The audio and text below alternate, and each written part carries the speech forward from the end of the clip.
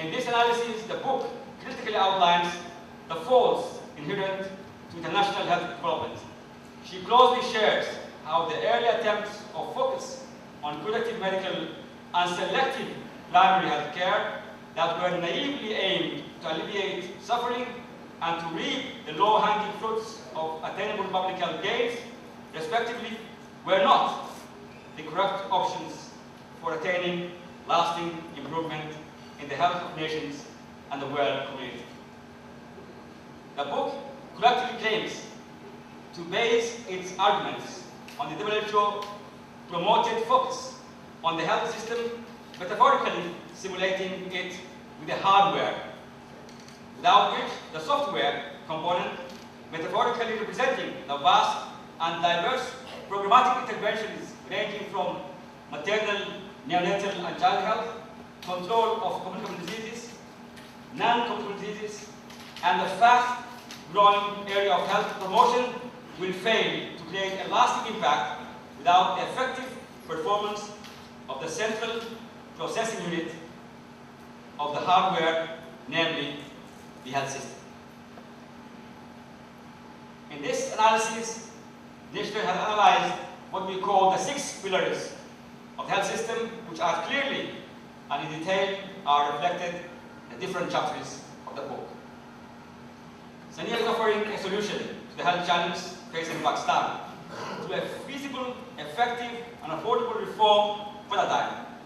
It boldly diagnoses the maladies of Pakistan's health investment, weak intersectoral action, and poor performance.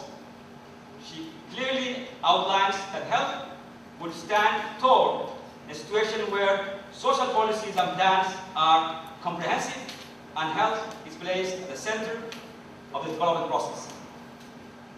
The book gives us the realization that much of the scope of public health is conventionally placed outside the medical domain, exemplified by the provision of safe drinking water, solid waste disposal, food safety and security, occupational and environmental health, housing conditions, and of course, the overarching poverty levels and growing inequities existing between rural and urban populations in Pakistan, as well as the natural and man-made disasters. In that context, Sania is taking a position where the inequity is called for action. In rural areas of Pakistan, the infant mortality rate is 80 per 1,000, while in urban areas it's 40. The book amply addresses the mixed health system of Pakistan and the diversified efforts made to expand the public-private partnership, the service delivery paradigm, including the recent lessons of outsourcing and the prospects of pursuing a model that entails better results in public health. She boldly again puts into question the issue of outsourcing, which in principle she agrees, as we do also in the literature, but asks the question how that outsourcing is being given, how the outsourcing is being managed, controlled, monitored. These are the questions, I think, very courageous questions that very few people could put them into place. In this broad analysis, the book clearly and rightly assigns the government as the principal custodian of public health and renders it accountable in providing essential life-saving services to the population. I think that is an issue where squarely the government takes its responsibility to address the basic essential services. Who will provide vaccination for free? Who will treat people with TB for free? Who will provide health education for free? Who will meet and assist a patient in emergency for free? When all these are rights that people have to take. Moreover, the book does not stop at providing this deep analysis about the state of public health in Pakistan and stipulating the responsibility of the state. It has made a splendid attempt to repair what nature has metaphorically labeled as chopped pipes. In this regard, she has put forward an important reform agenda for consideration and action, outlining the elements of the following strategic roadmap, which in her book are put as agenda for action. A wider perspective role for all stakeholders, embracing the right approach for health service delivery by enhancing individual and community access to affordable and quality care as the underlying prospects of health development.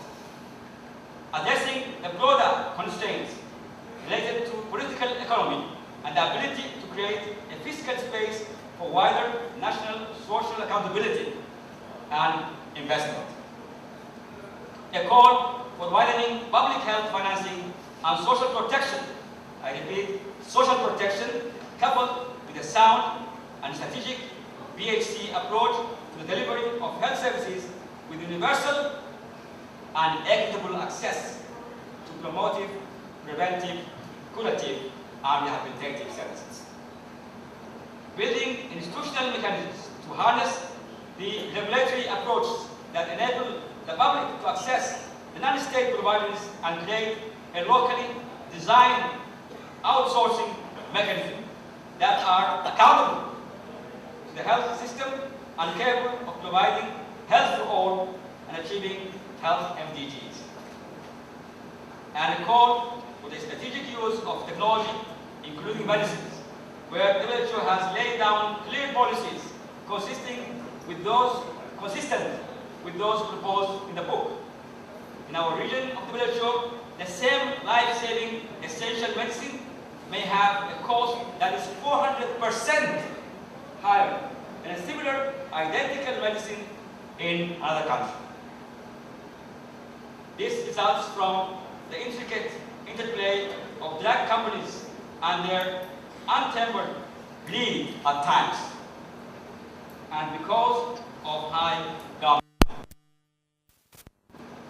The use of generic medicines with tested quality and known price ceilings provide this problem. The suboptimal efficiency of appropriate technologies such as the EBI cold chain system, transparent and accountable procurement and proper management of health information system, for evidence-based decision-making are some of the gray areas projected in the book. Dear friends and colleagues, WHO commends the work of Sania Industry and recognizes her as one of the luminaries in global public health. Indeed, we salute you, Sania Industry. The clarity and criticality of her mind, her devotion to and belief in a health system operating within the framework of private health care, her visionary alignment with the pro-poor principles of public health, and her unwavering desire to contribute on a pro bono basis to the public health design in Pakistan are some of her known credentials. Our association with Sania Industry is enunciated by a shared belief that health development is a state responsibility and its attainment is intricately linked with community development and grassroots-based social action, with poverty reduction being a cornerstone to any health transformation or reform. We share the vision that health reform stems from an informed political decision and commitment to assign the highest priority to the resolution of social problems in general and health problems in particular. The latter will entail a universal access to the requisite health care services through a well-defined package, freely provided to the public, linked to a referral system capable to bridge the gap in service delivery, and founded on principles of equity and social protection led by the indispensable unity of health systems, organizations, goals, and objectives. We are glad that the Ministry of Health of Pakistan, the forthcoming health policy, is embracing many of these principles. Before concluding, I humbly salute this prolific scientist and social advocate of Pakistan. And I hope that her valuable work which is recognized elsewhere in the world, is effectively utilized and translated into action. Thank you.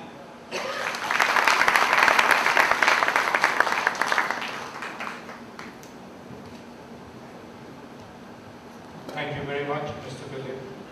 Like your Director General, Margaret Dan, members of our General Network believe that health is everybody's business.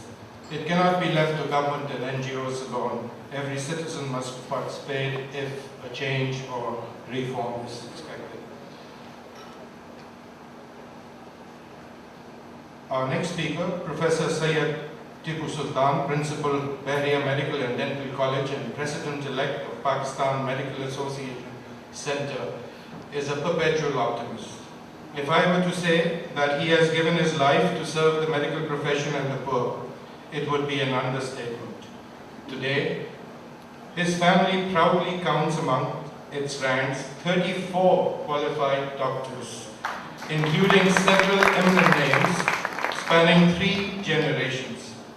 When Dr. Sultan gained admission in Dow Medical College, his mother was in the first year there. Thanks to him, anesthesiology has progressed greatly in Pakistan. Candor is his best suit, even if it means a personal loss to him. I invite Dr. Sultan to share his views about choke pipes with us.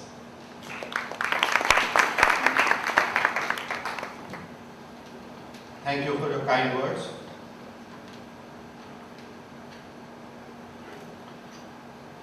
Honorable Chief Guest, Professor Rashid Juma, Director General of Health, Honorable Khalif Mohammad Bille, WHO Representative in Pakistan, Ms. Amina Syed, Managing Director, Oxford University Press, Mr. Javed Jabbar, former Senator and Minister of Information, Mr. Ishrat Hussain, Dean and Director, Institute of Business Administration,